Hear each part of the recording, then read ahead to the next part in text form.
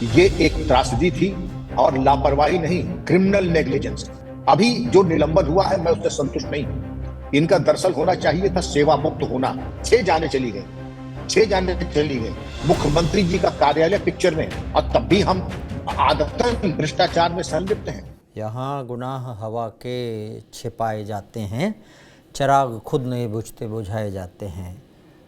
ये लाइन एक शायर की है, वो इसलिए याद आ गई क्योंकि कभी कभी हम देखते हैं कि हमारे आसपास में व्यवस्थागत ऐसी सड़ांध पैदा हो जाती है लोगों की, जो आपस में नेक्सस बनाकर लोगों की प्रॉपर्टी पर नज़र रखना, गलत तरीके से उसको दबाना, कमज़ोर को दबाना, दबंग बनना, ये होता है।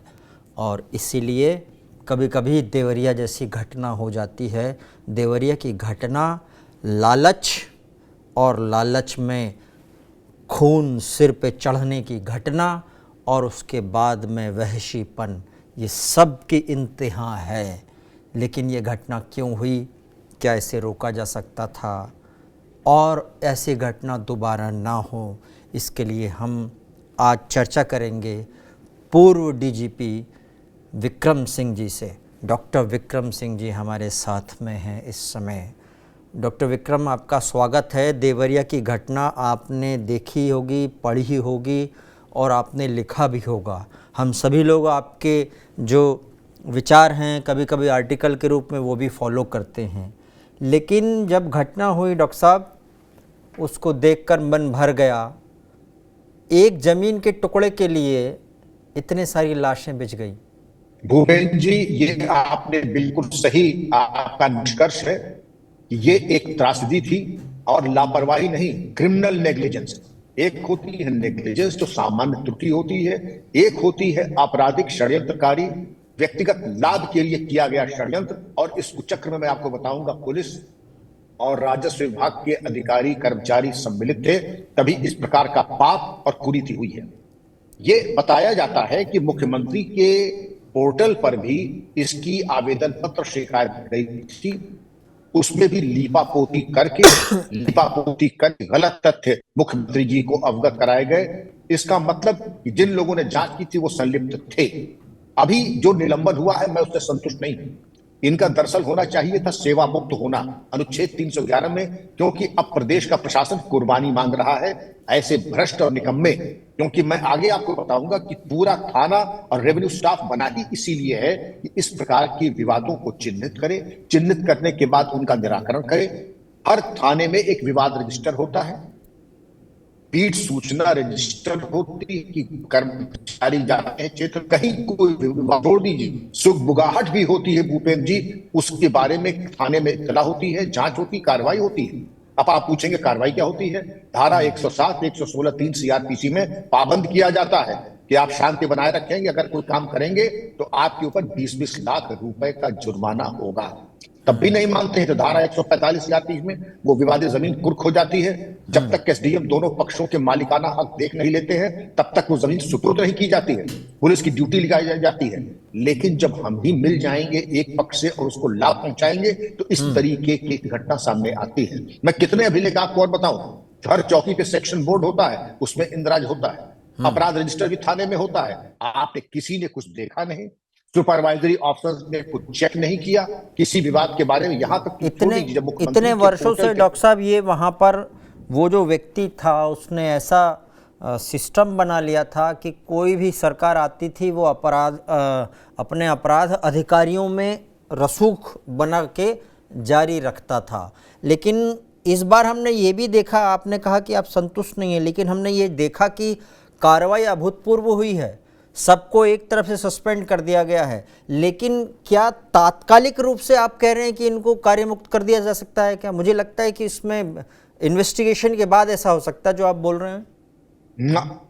जिस तरीके का जिन्होंने मुख्यमंत्री को गुमराह किया है भूपेंद्र जी, इन्होंने मुख्यमंत्री को गुमराह किया। सामान्य त्रुटि पर निलंबन होता है और तात्कालिक बिना जांच के, क्योंकि संतुष्ट है कि इन्होंने भ्रष्टाचार की पराकाष्ठा तक गए हैं। अनुच्छेद 311 में शासन को यह अधिकार है कि बिना जांच के जनहित में सेवा मुक्त कर देना चाहिए। मैं तो ये भी कहूंगा भ्रष्टाचार का मुकदमा रख के इनको भेजे जेल। अभी तो मैंने एक बात बताई है, क्योंकि अगर आप नजीर कायम नहीं करेंगे, इतनी बारी आहुति और कीमत देने के बाद भी अगर हम नसीहत और सबक नहीं लेंगे तो कब लेंगे? 6 जानें चली गई, 6 जानें चली गई, मुख्यमंत्री जी का कार्यालय पिक्चर में है, और तब भी हम आदतन भ्रष्टाचार में संलिप्त हैं। और जिसको आपने कहा शासन किसी का भी हो, वो बाहुबली बना हुआ है। क्यों बना हुआ है? उसकी शक्ल या किसकी शक्ल या जात नहीं, केवल एक चीज है, लॉ ऑफ इकोनॉमिक्स। भ्रष्टाचार को लेकर के इस तरीके के बाहुबली बनते हैं एक दूसरे का लाभ पहुंचाने के लिए। उसको ये डायनेमिक्स अर्थशास्त्र की समझ में आ गई, उसने सबको उपकृत करके अपने को माफिया एक तरीके से बाहुबली बना लिया। और इससे बिना दंड के भूपेंद्र जी राज्याधिकार नहीं चलता है। मैं इसीलिए कहता हूं कि अपराध पंजीकृत करके जेल भेजें, अनुच्छेद 311 संविधान में इनको सेवा मुक्त करें। आपने सही कहा, अभूतपूर्व कार्रवाई हुई है, लेकिन ऐसे केस में जब मुख्यमंत्री तक को गुमराह करने की आपने कोशिश की, योगी जी महाराज को आपने गुमराह करने की कोशिश की, तो उसके परिणाम भी और ज्यादा कठोर होने चाहिए।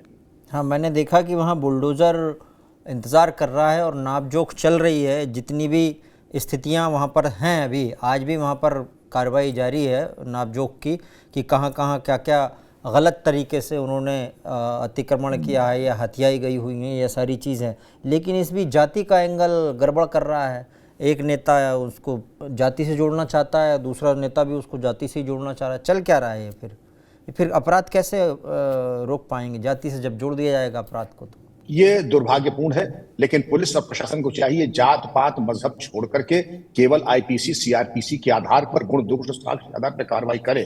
जाति धर्म हमारा काम है, हमारे वो भी गली मोहल्ले के स्तर के नेताओं का। हालांकि अब गली मोहल्ले के स्तर के नहीं, अब तो बड़े स्तर के नेता भी जाति का आधार लेकर के कुत्सित राजनीति कर रहे हैं, तुष्टीकरण की राजनीति कर रहे हैं। लेकिन पुलिस और प्रशासन का काम है कि जाति भेद से ऊपर उठकर केवल गुण दोष के आधार पर कार्रवाई करें, वरना लेने के देने पड़ सकते हैं।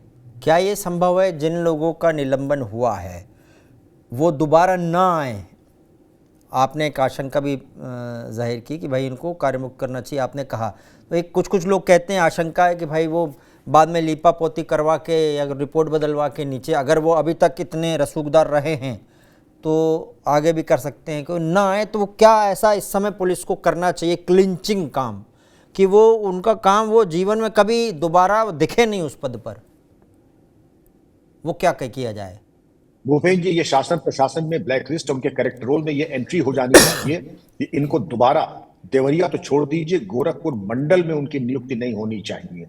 उनको भेजना चाहिए दरअसल आपको झांसी मंडल में, बुंदेलखंड मंडल में उनको भेजना चाहिए, जरा इस तरफ की तरह एटा मैनपुरी के बीहड़ में भेजना चाहिए। काफी दिन देवरिया की जगह रह चुके हैं और अब इनको वहां से 500 किलोमीटर की परिधि के बाहर करिए और कैरेक्टर रोल में इसकी एंट्री कीजिए। दोबारा इस क्षेत्र में इनकी संलिप्तता पाई गई थी, लेकिन इसकी भूपेंद्र जी नौबत ही क्यों आए?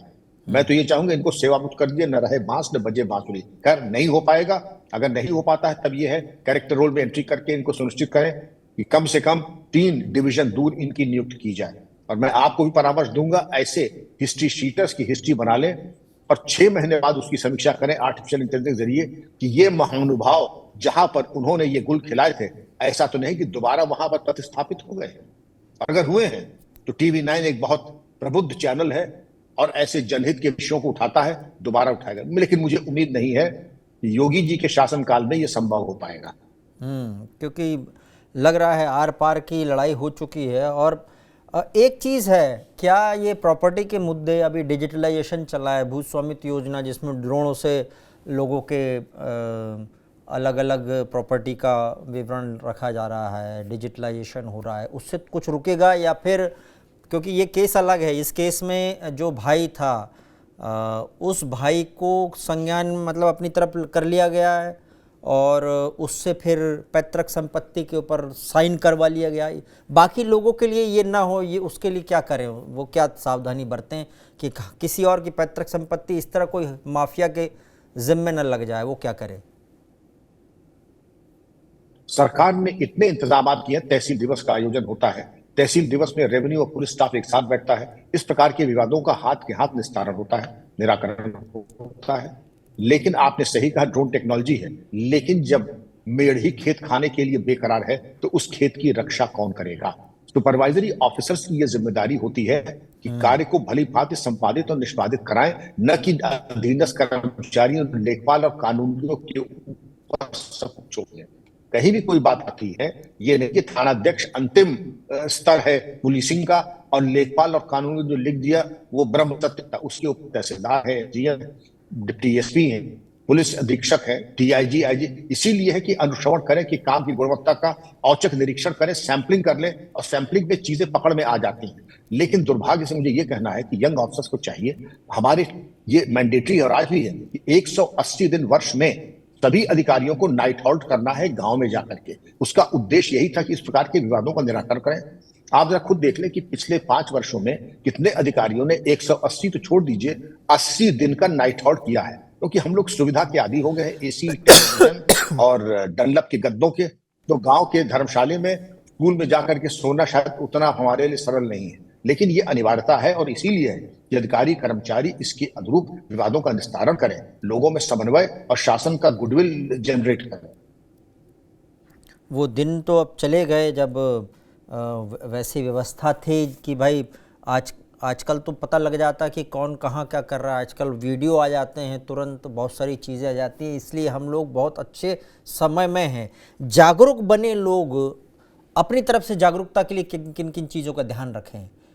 वीडियो बनाना ठीक है कि हमारा वो है, ये सब हो गया। अपने भू अभिलेख नहीं, वो ठीक है, अपने अभिलेख निकाल करके उसकी कॉपी जो डिजिटल वॉल्ट है हमारा, उस डिजिटल लॉकर में रखें। हर चीज के अभिलेख की कॉपी अपने पास रखें। हर साल खसरा खतौनी की नकल निकलवा करके अपने डिजी लॉकर में रखें, और अपने कानूनी अधिकारों को समझ करके अगर कोई विवाद हो तहसील दिवस में जाके उसका निस्तारण करा लें, और सुनिश्चित कर लें कि जो अभिलेख है वो माकूल और भली भांति प्रस्तुत किए गए हैं और रखे गए हैं। वैसे इस केस और विवाद अगर कोई होता है भूपेंद्र जी, विवाद अगर कोई होता है तो 107, 116, 145 और 151 सीआरपीसी की कार्रवाई के ऊपर लोकल अधिकारी भी विचार कर ले, उस पर प्रमाद न करें। अगर हम मानवीय पक्ष की तरफ देखें तो जो दोनों पक्ष बोल रहे हैं कि हमारे व्यक्ति भी खोए हैं इसमें, अब ये केस किस तरफ आगे जाता दिखता है आपको? दोनों तरफ के खोए हैं भूपेंद्र जी। आपको देखना हो कि आक्रामक कौन है और पीड़ित कौन है, कौन एग्रेसर है, कौन एग्रीव्ड है, चाकू कौन है, खरबूजा कौन है। जो आक्रामक पक्ष है और पैमाइश के बाद अगर यह निकलता है कि आपका कोई मालिकाना हक नहीं था, तो आपको जवाब देना पड़ेगा। जब मालिकाना हक नहीं था तो आप काबिज कैसे हो गए, आप बोझ जोत कैसे रहे थे? इन 2 सवालों का जवाब जिधर को आएगा वही दोषी है। अगर मालिकाना हक है कोई बात नहीं, मालिकाना हक ना होते हुए उस जमीन के ऊपर आपने अगर जाने का दुस्साहस किया है तो आज उसके परिणाम भोगने के लिए तैयार है। सच्चाई में बड़ी ताकत होती है, बड़ी सीधी होती है, ज्यादा उसमें प्रयास नहीं करना पड़ता है। बहुत 2 धन 2 बराबर 4, इतना सही हिसाब है। मुझे लगता है कि सरकारी जितने भी विभाग हैं वो अगर ये बात जान लें कि जिस चीज़ के लिए उन्होंने शपथ ली है, भाई ज़रूरी नहीं कि हम बाहर जाके लोगों की मदद करें और धन दें और फिर इसी को हम ये माने कि हम बहुत परोपकार का काम करते हैं। जहाँ जिस पद पर हम हैं, जिसके लिए हमको बनाया गया है, अब लेखपाल को जिसके लिए बनाया गया है, पुलिस को जिसकी चीज़ के लिए बिठाया गया है, अगर उस पद का पालन भी वो सही तरीके से कर ले तो वो भी परोपकार की गिनती में आ जाएगा। डॉक्टर विक्रम सिंह ने बहुत महत्वपूर्ण जानकारी बताई है, उसको ध्यान रखना है। साथ में हर व्यक्ति अपनी अपनी जिम्मेदारी का पालन कर ले अगर अधिकारी, तो ये सारी चीज़ें ख़त्म हो सकती है। आखिरकार हम कहीं न कहीं किसी के लिए तो जिम्मेदार हैं, ये भी सोचने की ज़रूरत है। नमस्कार।